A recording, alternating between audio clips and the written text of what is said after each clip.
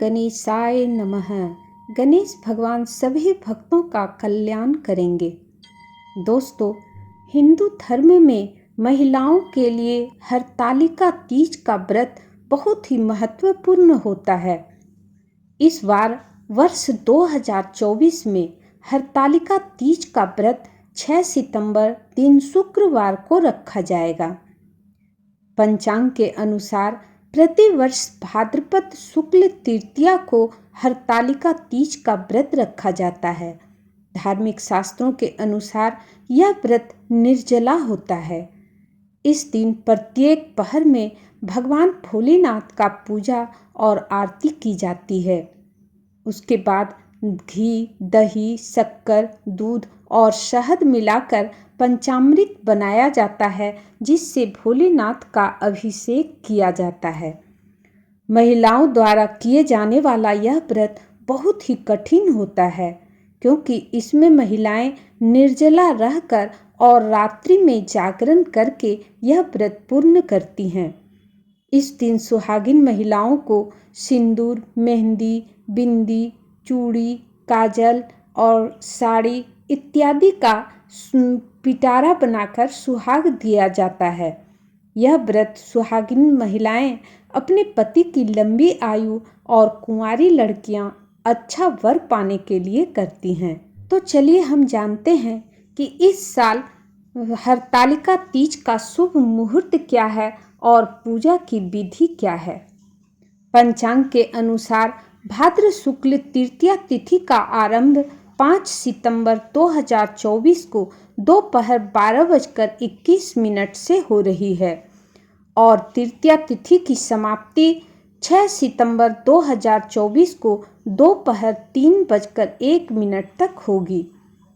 इसलिए उदया तिथि के अनुसार भाद्रपद हरतालिका तीज का व्रत 6 सितंबर 2024 दिन शुक्रवार को रखा जाएगा। अब मैं बताती हूँ कि हरतालिका तीज के पूजा की विधि क्या है। हरतालिका तीज के दिन सूर्योदय से पूर्व ही यानी कि ब्रह्म मुहूर्त में व्रतधारी महिलाओं को उठना चाहिए। फिर घर और मंदिर की सफाई करके स्नान कर लेना चाहिए।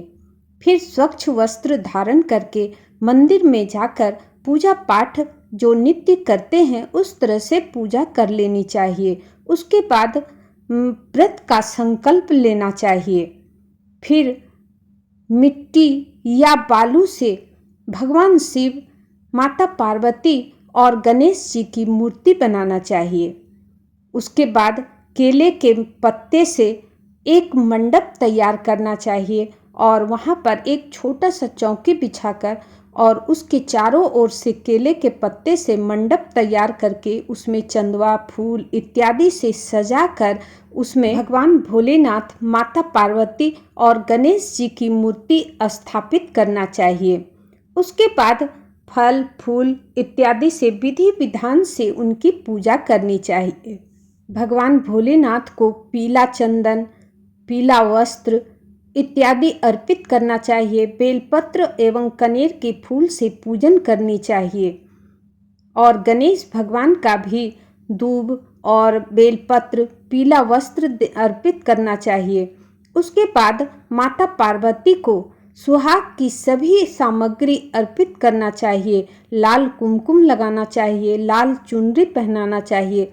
इस प्रकार विधि विधान से भगवान भोलेनाथ, माता पार्वती और गणेश जी की पूजा करनी चाहिए। फिर शाम में आरती करके दिया चारों ओर घर में दिया दिखा करके डाला भरा जाता है।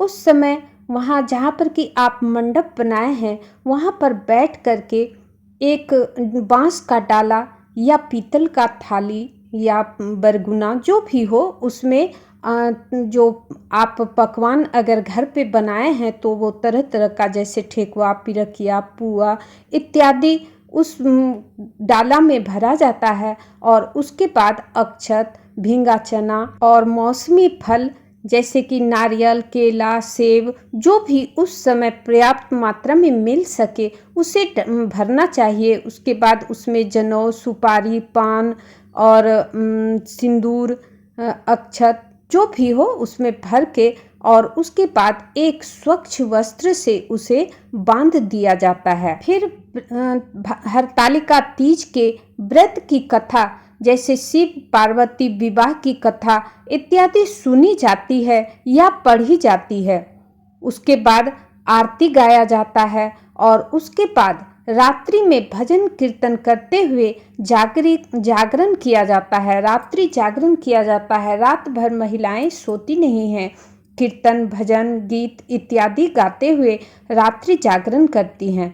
अगले दिन सुबह फिर प्रातःकाल स्नान इत्यादि करके श्रद्धा पूर्वक माता पार्वती को सिंदूर करके भोलेनाथ को आरती करके पूजा किया जाता है। विधि विधान से जैसे आप पूजा करते हैं उस तरह पूजा कर लेनी चाहिए।